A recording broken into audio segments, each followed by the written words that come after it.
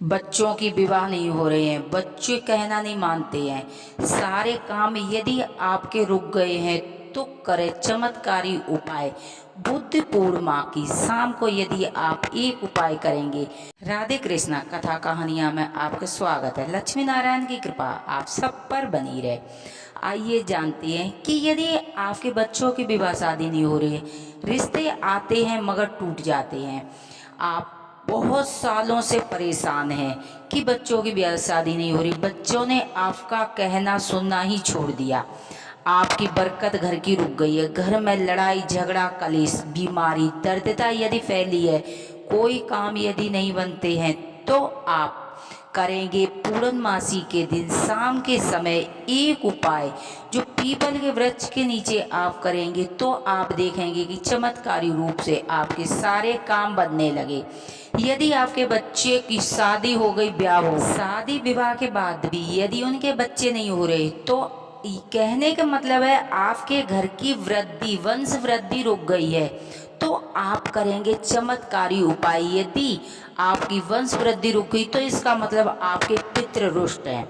तो आप पितरों के लिए अमावस संक्रांति एकादशी पूर्णिमा को आप पितरों के लिए छोटे छोटे आप उपाय करते रहें तो आप देखेंगे आपके पितरों को आपको आशीर्वाद देंगे, आपके सभी काम बनने लगेंगे। जो वंश वृद्धि रुक जाती है तो उसमें बच्चों की विवाह शादी नहीं होती, विवाह शादी में अड़चन आती, आपकी जो आय की इनकम है वो रुक जाती है। कहने का मतलब है आपका जीवन खत्म होने लगता है। तो आप यदि वंश वृद्धि बढ़ाना चाहते हैं तो पूर्णिमा के दिन पीपल के नीचे एक छोटा सा दिया जला के आप देखेंगे कि इस तरह से आप दिया जलाएंगे तो आपके जीवन में जो वंश वृद्धि रुक गई थी ना वो आपकी बढ़ने लगेगी और आपके घर में लड़ाई कलह और जो बच्चों की विवाह शादी नहीं हो रही थी वो होने लगेंगे। यदि हो गए थे उनके बच्चे नहीं हो रहे थे तो बच्चे हो जाएंगे। आप करेंगे कि पूर्णिमा के दिन एक आटा का दिया बनाएंगे, आटा का दिया बनाकर और उसमें एक लंबी बाती बनाएंगे। क्योंकि देखिए लंबी बाती का एक रीजन है, मैं बहुत से देखती हूँ बहुत से लोग पितरों के नाम से जो दीप जलाते हैं उसमें वो खड़ी बाती लगाते हैं, तो कभी खड़ी बाती नहीं लगानी चाहिए। जो पितरों का दीपक जलाते हैं तो हम अपनी वंश वृद्धि के लिए जलाते हैं। तो जो वंश वृद्धि की बाती लगाई जाती है वो है लंबी बाती। जब हम देवी की पूजा करते हैं तो जब देवी की पूजा करेंगे तो आप देखेंगे हम लंबी बाती लगाएंगे, क्योंकि जो देवी माँ होती हैं वो भी हमारी वंश वृद्धि बढ़ाती हैं, कुल देवी हैं जैसा हमारी।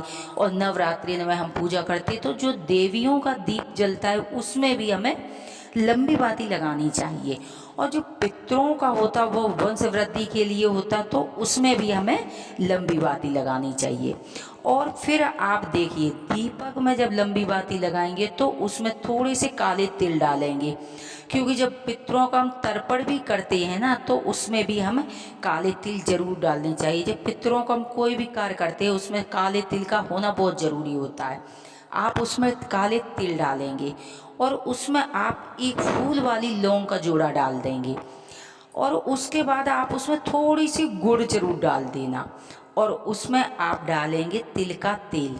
इतनी सामग्री आप दिया में डालेंगे और जब आप मंदिर जाएंगे तो मंदिर में जाके दक्षिण की तरफ आप मुख करके खड़े हो जाएंगे। पहले आप नीचे जो पीपल का पेड़ होता है वहाँ थोड़े से काले तिल रखेंगे, पहले आप वहाँ पे आप दीप उसके ऊपर तिलों के ऊपर आपको दीप रखना चाहिए।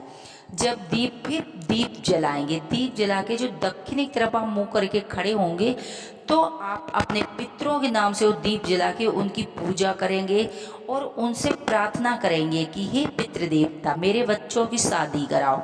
यदि हमारे बच्चों की शादी होगी बच्चे नहीं हो रहे तो हे पितृ देवता बच्चों के बच्चे हों, हमारे घर में सबकी नौकरी लग जाए, सब चीज़ की आप पूर्ति करो, आप पितरों से हमारे सभी रोग दूर करो, हमारे घर की दरिद्रता दूर करो। आप यदि इस तरह पितरों के नाम से दीप जला के और एक आप सफ़ेद फूल वहाँ रख देंगी और हो सके तो आप एक डिस्पोजल के गिलास में उनके लिए पानी भी रख सकती हैं, थोड़ी सी गुड़ रख दो, इतनी सामग्री यदि आपने पितरों के लिए उस दिन रख दी तो आप देखेंगे कि आपका जीवन पहले ही दीपदान करने से बदल जाएगा। आप चमत्कार देखेंगे। यदि आपके बच्चों की शादी ब्याह नहीं हो रही तो शादी ब्याह होने लगेंगे। हर तरफ से आपकी बरकत होने लगेगी।